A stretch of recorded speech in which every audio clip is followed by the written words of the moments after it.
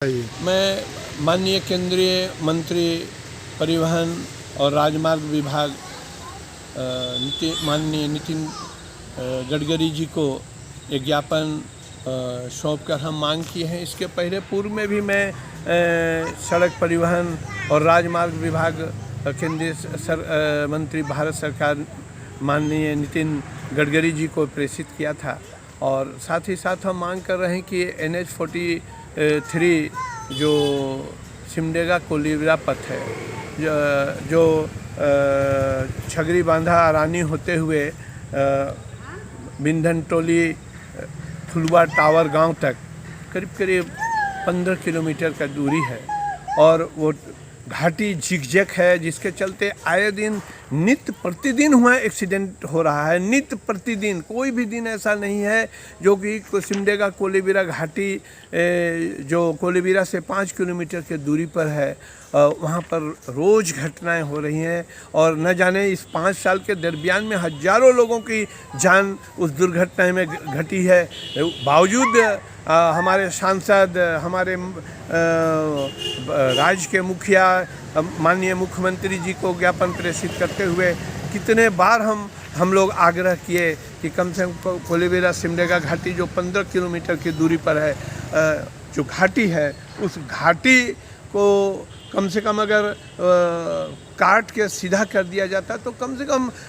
जो निर्दोष है और जो जनमानस का दुर्घटनाएं में मृत्यु दर कम होती, दुर्घटनाएं कम होती और मृत्यु दर भी औसतन कम हो जाता। लेकिन उसके बावजूद भी आज तक नहीं हुआ। हम एक वर्ष पूर्व आदरणीय गडकरी जी को एक ज्ञापन प्रेषित कर मांग किए हैं और साथ साथ हम सिमडेगा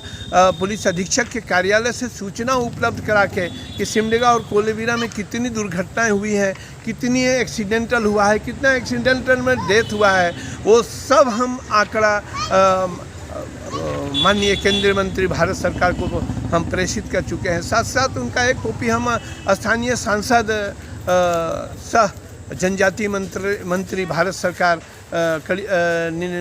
अर्जुन मुंडा जी सर को भी हमने एक प्रेषित किया है। चूँकि खूंटी संसदीय क्षेत्र 11 ST जो खूंटी संसदीय क्षेत्र के अंतर्गत में ही सिमडेगा जिला का